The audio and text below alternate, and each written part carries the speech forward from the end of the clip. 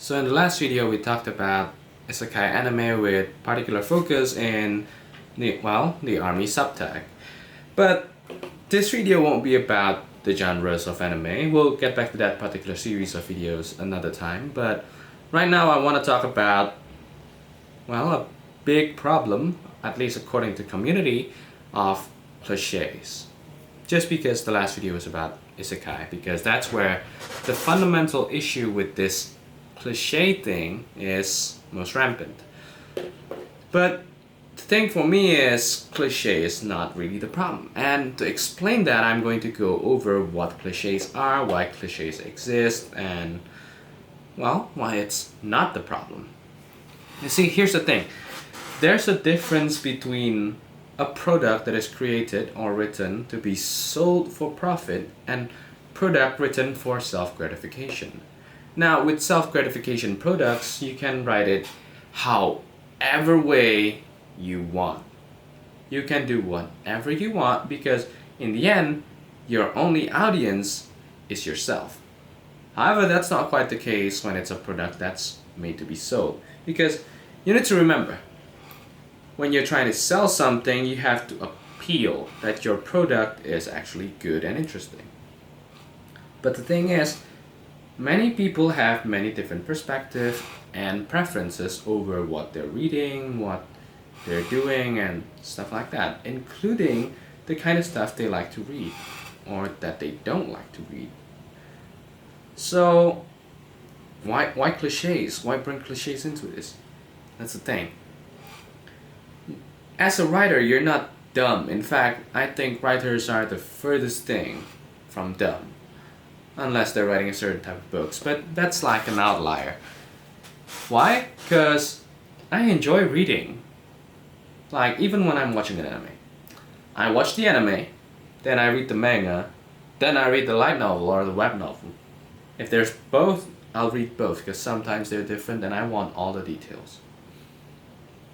And the thing is, none of them are exclusively bad.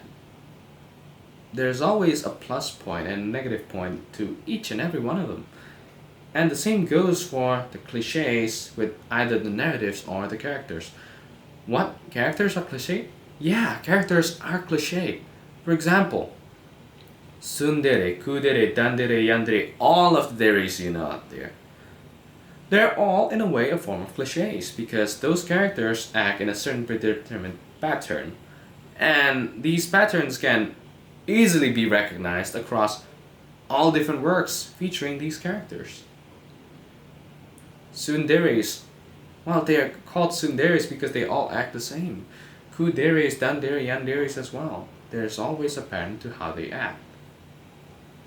Disagree? Go watch them. Compare the yanderes to another yandere. Compare a tsundere to another tsundere. Compare a kudere to another kudere. There's always going to be a similar pattern in their actions and even in how they fall in love. Trust me, my experience in the genre backs me up for the most part. What about as an enjoyer? Is that all? No. In fact, because I enjoy reading, I also want to try writing. And when I tried writing, boy oh boy, it wasn't so easy. You might think, dude, I've done writing. I've made short stories. I've written short essays. Heck, maybe 1,000 or 2,000 word essays. Let me tell you, I agree. Writing those are easy. I can write, not write, type, because I'm too lazy and I'm slower when I'm writing. But, I can push out the words. 1,000 words, 1,500 words, I'll get it done in under 30 minutes. It's easy. It's easy peasy. Lemon squeezy. But the thing is, it's different when you're writing a continuous story for an extended amount of chapters. I can write down 1,500 words essay in less than 30 minutes. I can write a 1,500 word short story in less than 30 minutes. But when it comes to a 9,000 word story, that's an entirely different ballgame. I'll take way longer. I'll take days, maybe weeks, maybe months. Why? Because I need to think about the continuity. I need to think of more than just what the characters will do at the time. When you're writing a 1,500 words essay or short story, you only need to think about what happens in that particular scenario. But when you're writing a series, when you're writing a long chapter, the action of the characters and how you set the characters to be need to be stable. A character that's not stable can be interesting. For example, you can write down a character as a kind character, a nice character, but you can make him indulge in cruelty in another chapter. That's totally fine. It exists. It's called dual personality, split personality. It happens in real life too. Those characters can be interesting, like Jekyll and Hyde. But it doesn't work if all of your characters in your series all have split personality. It just doesn't work. It becomes a crap piece of shit. It's crappy. It's not that easy. So as I continued writing, I actually had a character panel made at the very end. And I used tags to define the characters. Yes, tags like ecchi, harem, those kind of tags. But instead of the show kind of tags, I'm using personality traits or roles as my tags. For example, main protagonist, support, or heroine.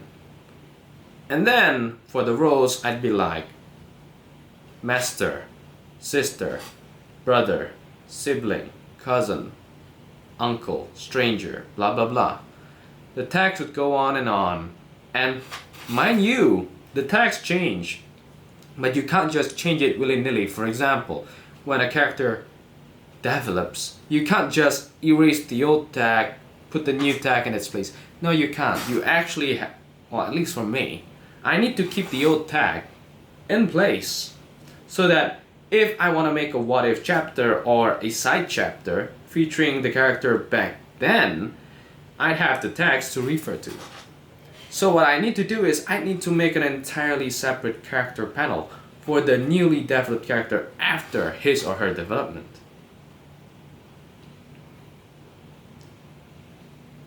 Don't trust me? Try it yourself.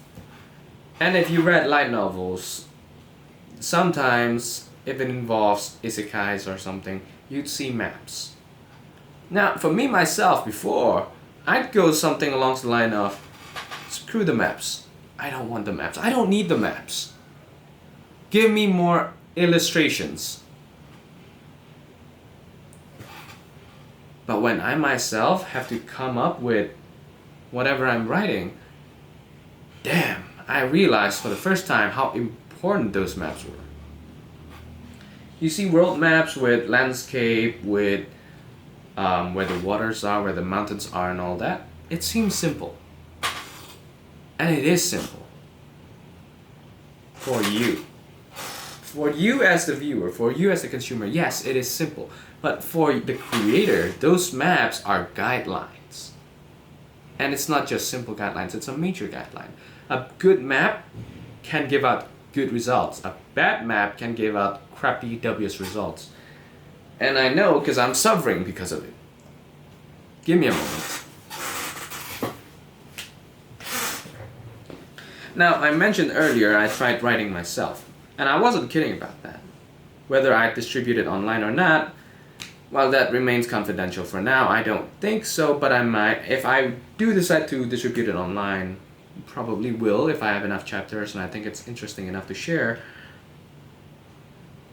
I'll probably make a separate video to announce that. But anyways, about maps. They had a freaking world map mapped out with national borders and all that. It used to be stupid for me. I want more illustration of characters instead. But now, I'm interested in those maps. Why? Because those are fucking world maps. This is a map I tried to draw It won't be clear on the camera, and I won't be bothered to make it clear because, trust me, it's crappy. It's embarrassing to show, but I just want to give you a picture of it. This is a map of a little town, a little village. And it's that crappy. Imagine trying to make a world map to define your world. It's hard. Why is it important? Is it that important? I mean, it's a written story, it's not a picture. You don't really need to draw a map. Here's the thing. You don't really need to draw a map, you don't really need to see a map when you're the one reading, and you're just reading. But it's different when you're writing. You need to remember where things are. For example, imagine if you're reading a novel, and there's one road, on the same road, with the same perspective. On chapter 1, it says the house is on the left. And on chapter, 100, maybe 15, it says the house is on the right. You're gonna go, what the hell? Is your house on the left or your right? Maybe if you're a casual reader, you won't care that much. But if you're a theory crafter, you would notice. Because theory crafters, they pay attention to details. Or people who enjoy the lore or world setting, they're gonna pay attention to those little details. And when they notice you fucked up, boy oh boy you fucked up, they will haunt you. And you can look it up on any fandom, they will haunt you. Which is why as an author, as a writer, it's important to know these little things, which is why it's important to draw the map. That's why the maps are important. That's why the maps are included. For the theory crafters, and more importantly, for the writers themselves. So, okay, why are we going all the way from cliches to that? Well, I just want to give out the point of view of a writer or a content creator. But I'm not defining those as a problem, but clearly there is a problem because people make a fuss about it online. So what is the problem? The problem, my dear friends, viewers, are the community. Many communities are so toxic to the point where it's so dumb and stupid. Don't trust me? Whatever your hobby is, if you have a community or a fandom, you'll know what I'm talking about. Some people, they like what they like, they don't like what they don't like, but they keep it to themselves as an opinion, as they should. Some others, well, they go too far. For example, burning Kyoto Animation. That's a hater move. That went too far. Okay, that's the anime community. What about other communities? Let's see, gaming, Genshin Impact. American, literally sending death threats to the voice actors who's just doing their job, reading and acting out a script they were given. Why are you guys pointing the blame at the voice actors? If you want to point the blame the studio, not the voice actors. Blame the scriptwriters, not the voice actors. A voice actor's job is to read the damn script or act it out eventually, sometimes in the case of the, webinar or the live stream, not to play the game. It's not their fault, it's not their responsibilities. Chinese. You've heard the news before if you're in the Genshin community. Trying to assassinate the co-founder of MiHoYo, the game studio behind the game. Not just once, but twice, maybe a third time, and more recently, over a released character that they are unsatisfied about. Supposedly a lawyer sent a threat asking to bring the case to court unless MiHoYo either fixes it or gives the man a refund. And it's not gathering hate as it should be, instead it's gathering support. I know, the toxic community. What about light novels or novels in general? When a writer decides to write something so original, They don't get praises for it. Sure, they do get praises for it. They do get awards for it sometimes. But other times, they get death threats too. Why? Because, oh, my favorite character died, you killed her off in a gruesome manner. Oh, you have rape in your story. You have sex in your story. You have violence and gore in your story. Those are the freaking appeal point of the story. But when people don't like them, they send death threats to the authors. So tell me, on one side of the argument, we have people who want authors to be original. But on the other side, we have people who send death threats, hate speech, all kinds of bullshit for being original. In comparison to that, what does Cliché do? Cliché literally measures what the community, what the consumers, the buyers would want to buy, what they enjoy. If the consumers do not enjoy those, why would the writers write those? It's exactly because it is enjoyed that the writers write those. If it's a bad thing, it's not because the cliché is bad, it's not because this or that, it's simply because of the bad execution of said cliché. For example, let's take a cliché and compare. Let's take kudere, or tsundere, or yandere. We have gasayuno, which is like the very face of yandere in the community. But is she the first yandere? No, she is not. There's plenty of yanderes in older series. So why is she the face? Because she's a well-executed, well-written character. What about other yanderes?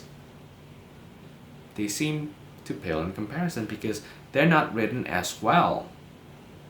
But there are other characters, other yanderes, that can compare because they are simply written well, written better. That's why clichés are not the problem. It's the community that's the problem. In fact, simple stuff. Before you decide to complain about something, I dare you to try and do something similar. If you can do it better, and not just in your opinion, because remember, your opinion is simply your preference. Post it online, let the people judge. You'll see what I mean. It's not that easy. Heck, without even getting other people into the mix, when you yourself are judging it, you might notice that, oh boy, this is a lot harder than what I thought it would be. This is not what I signed up for. Because, well, I'm not exactly challenging authors, but there are times when I was like, you know, this story would have been better if this character went blah blah blah instead. But now that I'm trying to write my own story, even though it's not for commercial purposes, damn, I realized maybe, just maybe, the authors were right. Sure, I would have liked it better if things went my way. But what about the general audience? Maybe they preferred the author's way. So, yeah, that's what I want to point out in this video about a toxic community and a slowly cornered and strangled, well, output base, creators. So, yeah, if I decide to ever release what I've written or typed down to be more precise, I'll make a separate video about that and post a link on that video. I'd appreciate a feedback if I did decide to do that. I don't know if I would though. So, yeah. Look forward to that if it ever happens. Or look forward to the next video, which would probably carry on with the genre series. So, yeah, peace out.